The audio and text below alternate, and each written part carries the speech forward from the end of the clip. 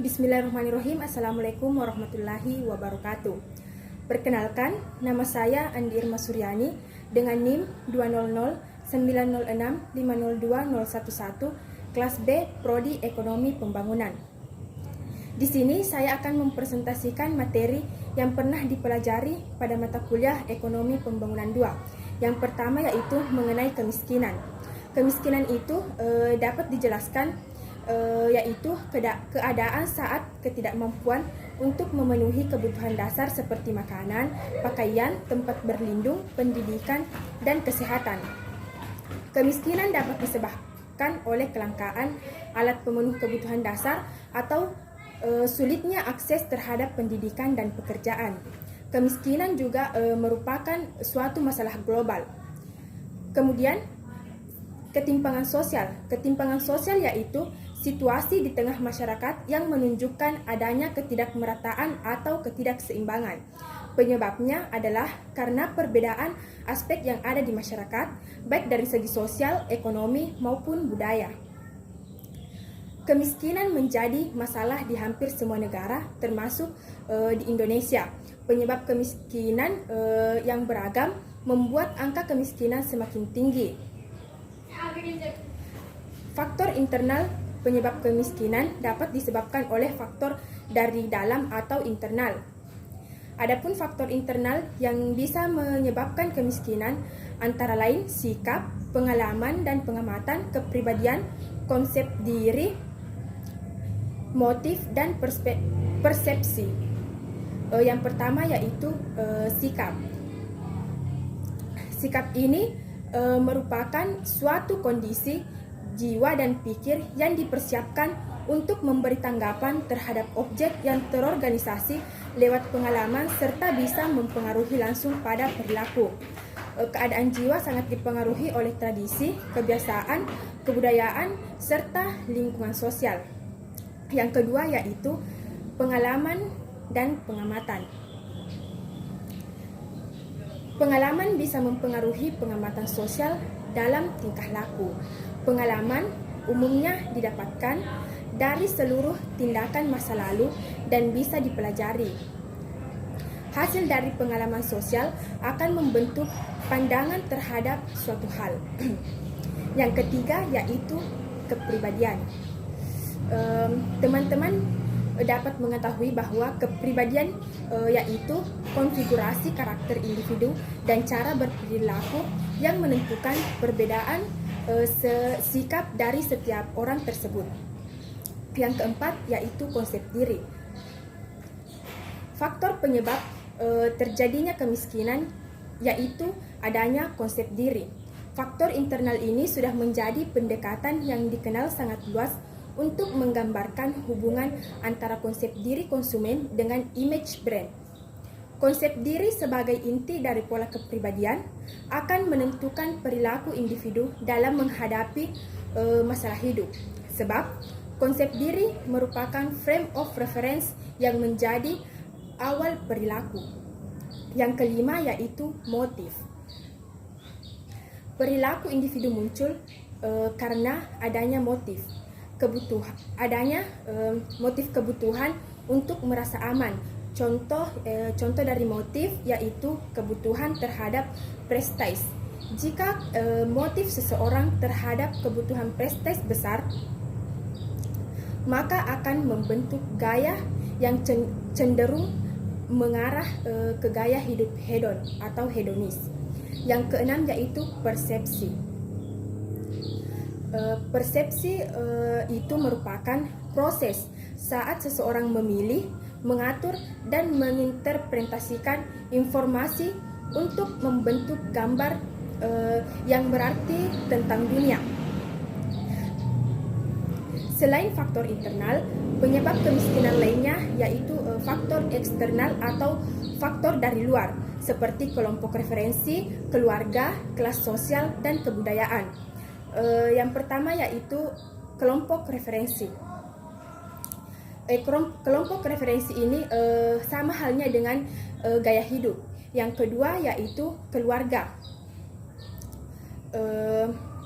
Keluarga memegang peran besar dan lama dalam membentuk sikap seperti serta perilaku seseorang. Hal ini dikarenakan pola asuh orang tua akan membentuk kebiasaan anak yang secara tidak langsung mempengaruhi pola hidup anak tersebut. Yang ketiga, kelas sosial.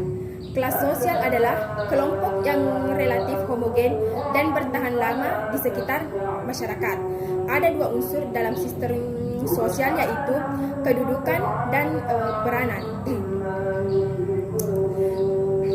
Selanjutnya yaitu kedudukan sosial merupakan tempat seseorang dalam lingkungan pergaulan serta prestis hak dan kewajibannya. Kedudukan soal ini bisa didapatkan dengan usaha sengaja atau karena kelahiran. Jika seseorang melaksanakan hak dan kewajiban sesuai dengan kedudukan, maka itu artinya ia telah menjalankan peranannya dengan baik. Yang keempat yaitu kebudayaan. Kebudayaan ini meliputi atas pengetahuan, kepercayaan, kesenian, moral, hukum, adat istiadat, serta kebiasaan yang didapatkan dari individu sebagai anggota masyarakat. Kebudayaan terdiri atas sesuai yang dipelajari pada pola perilaku yang normatif seperti ciri pola pikir, merasakan, serta bertindak. Selanjutnya yaitu adapun dampak kemiskinan di Indonesia. Kondisi kemiskinan ternyata bisa menimbulkan beberapa dampak atau akibat seperti berikut. Yang pertama yaitu meningkatnya angka pengangguran. Yang kedua, banyaknya kasus putus sekolah. Yang ketiga yaitu muncul berbagai masalah kesehatan di masyarakat. Kemudian yang keempat, menurunnya kualitas generasi penerus bangsa. Yang kelima, munculnya tindakan kriminalitas pada negara. Materi berikutnya yaitu mengenai revolusi industri.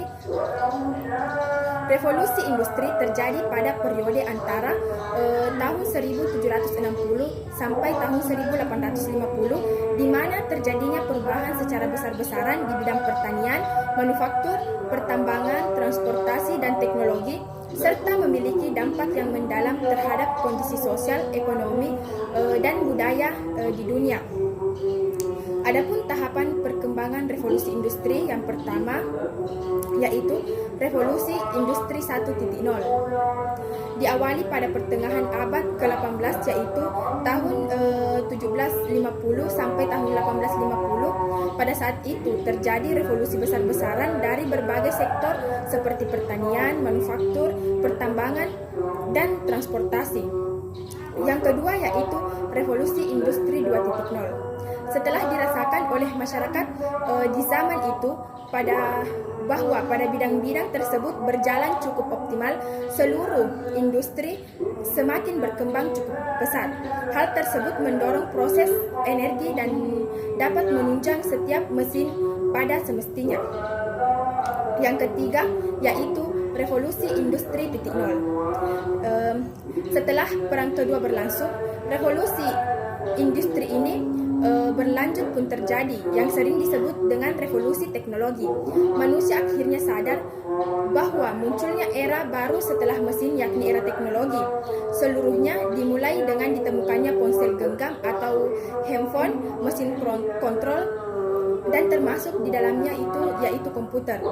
Yang keempat yaitu revolusi industri 4.0. Saat ini manusia telah hidup di era industri 4.0 dengan diawali dari revolusi internet yang tidak sekedar sebagai mesin pencari saja, namun lebih dari itu seluruhnya telah terhubung dengan cerdas.